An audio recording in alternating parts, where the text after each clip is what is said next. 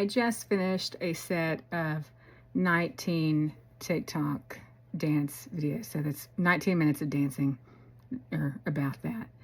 So my experiment started off with I was going to do a 5-song shift, and it helped. But I felt like I needed to keep going, so I kept going. And usually what I do, because once I start dancing and my energy shifts and I get into a little bit of a trance or a channeling state and I start having visions and different experiences and stuff, I'll keep going until the spidey sense is like, this is enough. I mean, I'd love to keep going, but in this case, it's like, okay, I've got other things I've got to do. And also I know that Spirit wants me to post these on YouTube. And the last song I danced to, like, I felt kind of like everything coming together. So what was my experience like? So I've made a few talk videos in between the dance videos. They're all on my TikTok account, except for the very first one I started with, which is on my personal TikTok, Carol Record, as opposed to my spiritual TikTok, A Song of Joy. I'm going to put all these on YouTube so they're organized in a playlist that I can go back to kind of serve as an example. But I've done this before where I want to shift my mood, but I want to do it intentionally. A lot of times I'll just do things intuitively through what I'm being guided to do in different ways and just allow things to come out on their own. But tonight I felt the need to do this intentionally and to make some videos about it to hopefully share with others that might benefit from the same process. So you don't have to dance, but the more you move your body, the more energy that you're moving. So you can listen to music, it's probably going to take longer, but I encourage people, move your body. You're moving energy when you move your body. You're releasing energy. You're gathering energy. It's so good. So I did 5 songs to shift my mood. And then after those 5 songs, I was guided to do different songs. And the experiences I had ranged from shifting my energy, just kind of physically shifting my energy, emotionally, etc. To I also had I had visions during quite a few of them. Had some really vivid visions of the light, of reaching up to the moon and grounding in the earth. Some other stuff I probably mentioned in some videos. I received all kinds of different like telepathic communication, visions. Some felt in like going within, some felt like going without. There were some where, you know, in one I was guided to, I didn't think I was going to pick this up, but it's what I felt called to do after it started. So that's a big thing. Usually my videos, like the first few seconds, I don't know what's going to happen. And then once that the sound starts coming through, I'll kind of, you know, the intuition takes over. Or I'll like literally be told, do this, do that. It's like I was told to put some stuff on at different times. You know, the things that we wear not only serve as symbols, as visual language to communicate to others, but also to communicate to ourselves. And so when you put on different things, what you're wearing, you're basically kind of getting into character, but you could think of it more like you are shifting your energy. So when I put on like my crowns, that's very empowering energy. When I put on this, which has a lot of different meanings to it, you know, when I put on this gold thing, you know, like that's me getting, you know, into serious diva, spiritual diva dance business. And then towards the end, towards the last few songs that I did, I started to channel and I started to feel Jehovah's presence come in and speak to me and take over at times. I felt Spirit speaking to me, but especially the last few. There was one like about finding a hero. When I hear that song, to me, it's always about finding, you know, it's about like looking for someone, like someone saved me. But for me, whatever I hear and I dance that song, it's always about me stepping up to be that hero that I'm looking for, to be that hero that, you know, that saves myself. You know, we can't save other people.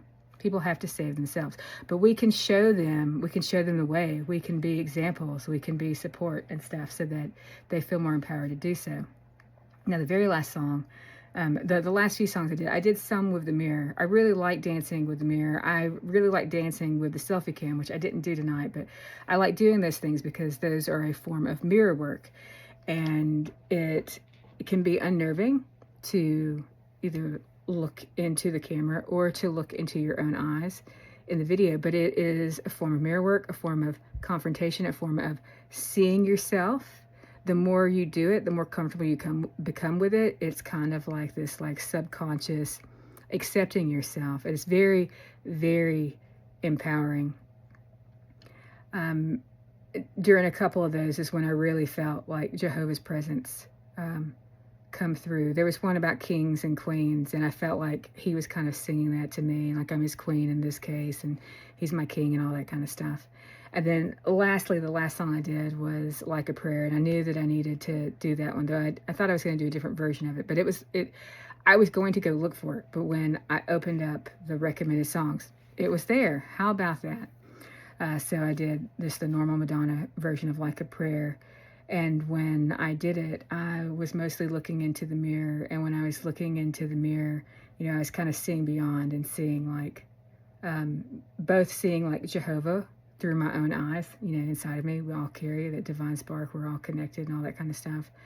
But also looking at the heavens. And that last song was very much about gratitude. And for me, it always feels so appropriate, because even when everything is going to shit in life and stuff, I just feel so blessed, knowing that God is with me, that I'm not by myself, that he's holding my hand, watching out for me. I can't always hear him, and I haven't always heard him throughout my life, but I know that he's always there. And when I calm down, and this is one of the reasons it's important to maintain peace and clarity, when I'm upset, I can't hear him as easily.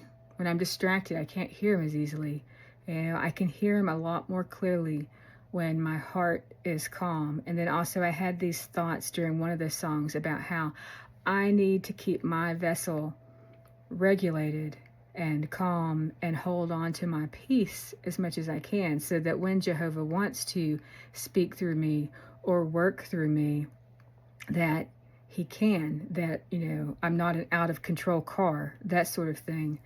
You know, now God comes through all of us. Imagine if we could calm our hearts enough, you know, so that we could really feel his presence and be guided and do the work that we need to do.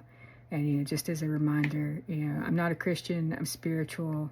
My understanding of God and stuff like that is probably different from yours. So whatever word you want to use, God, the universe, whatever. But I have my own connection with God and spirit, Gaia, the universe and stuff. And I'm not going to not use the word God or the name Jehovah, because other people already have their own associations with that. So,